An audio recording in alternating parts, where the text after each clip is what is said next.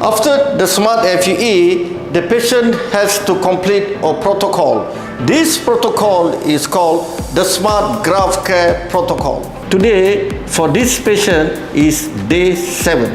From day 1 to day 7, patient has done an excellent smart graft care. All the microscapes already fallen.